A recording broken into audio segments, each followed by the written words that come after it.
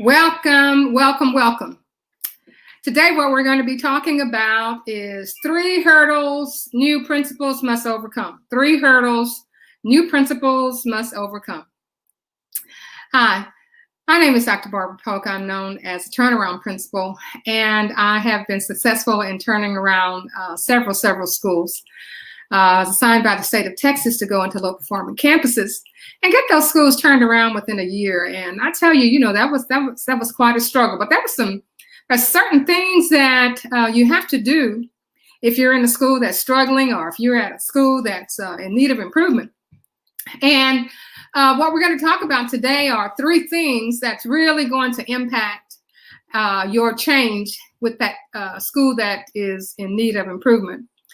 So you have been, as a principal, assigned to this campus that is in need of improvement.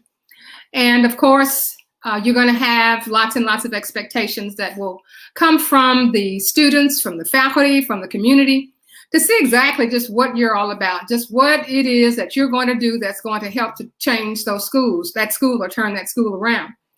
And there's some principals who get assigned to schools like that, and they change everything. They just change everything. They said, I don't like this and I don't like that. I'm going to change this. I want to change that. I want to put my own stamp on everything. And then there are principals that go into schools that are in need of improvement, and they just roll with the status quo. So as the principal of a school that is in need of improvement, you're going to find that you're going to have all kinds of people with expectations, and you're going to find people who want things changed automatically. You want to have some who want things to just stay the same. And we all know that staying the same is not going to make any changes in the performance. And ultimately, you have to have a passion.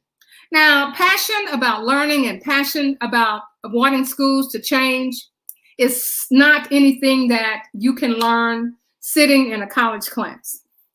It is nothing that you can learn where you can take a course. You can't take a course on wanting to be the best principal for children, especially in neighborhoods where you have children of color, where you say, if they were in another environment, they would probably not be low performing.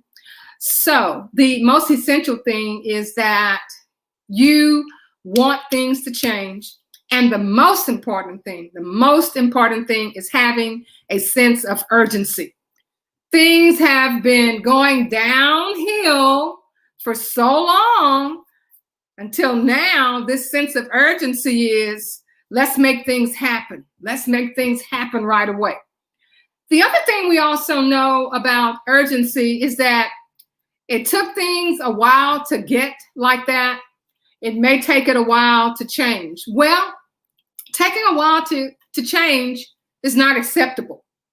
We are looking for change. If you are in a school where it needs improvement, your community is looking for a change. Your teachers are looking for a change. Your students are looking for a change. Now, does that mean that your scores are going to go from 0 to 100? No, absolutely not.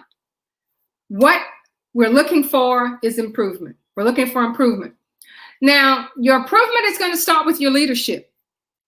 And with the leadership, you are going to have clear, written, transparent tasks. So when you are the principal, do you have scheduled meetings? Do you have scheduled observations? Do you have scheduled debriefing meetings? Do you have scheduled team meetings? Oh, I know what you say. I know what you're saying. You're saying, I can't have all of that stuff scheduled. There's so many things that are going on, and I just don't have time to get all of that done. Well, if you want to have a school that is going to improve, that is one of the requirements, and that is to have clear, written, transparent tasks, have those weekly debriefing meetings.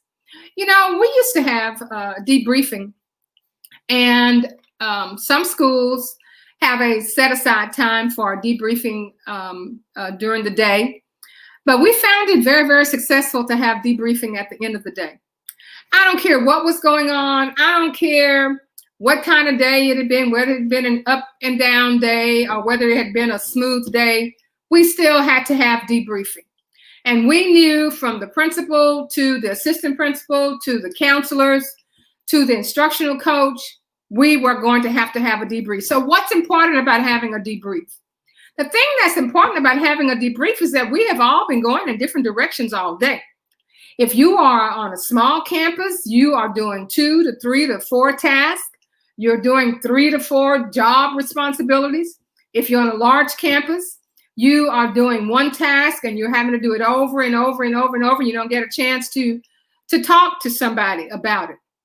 So at the end of the day, we found that debriefing was an exceptional thing. We found out what issues were going to be hanging, what things needed to be done on the next day. We looked at whether a decision was made by one of the team leaders that may impact somebody else. So that's the first thing, to have clear, written, transparent tasks and to have your meetings. And if you have a meeting schedule, follow the meeting schedule.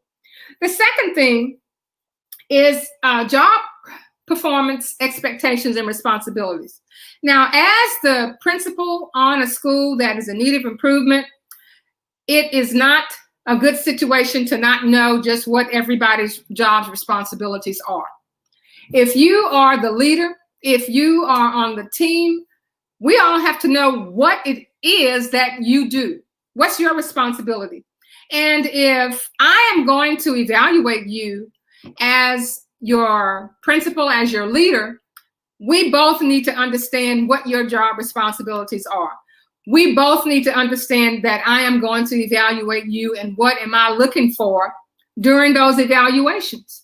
This is building the foundation for changing things, for having school improvement. And the third and the most important thing is having written protocols.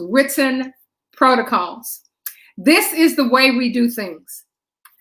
Somewhere it should be written where you have, as the instructional leader, you have processes, written processes for your team leaders meeting. Within your team leaders meeting, you must have an agenda. Within your team leaders meeting, you must have goals that you're following. Within your meeting, you must have timestamps. You must have a purpose. You must have a follow-up. People must have responsibilities. You must be able to culminate the meeting. You need to have something set, something written to show that we are looking at these areas of concern. This is our plan to address those areas of concern. And this is what we plan to do in our next meeting. During those meetings, you need to be looking at assessments. Do you consider that as important when you're working as a team leader, when you're working as a grade level leader? You have to look at your formative data. What is going on? You're not going to go into a school and change things or transform anything wholesale. You have to do it step by step by step. You have to have everything transparent. Everybody needs to know what his or her responsibility is.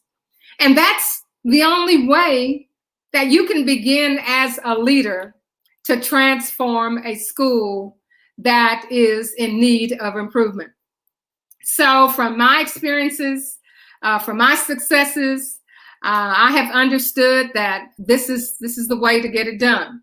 So as the leader of a low-performing campus or a campus that is in need of improvement, or a campus that has specific needs, when you go in, if you've been there for a year, 2 years, the second year you can probably see where you made all of your mistakes.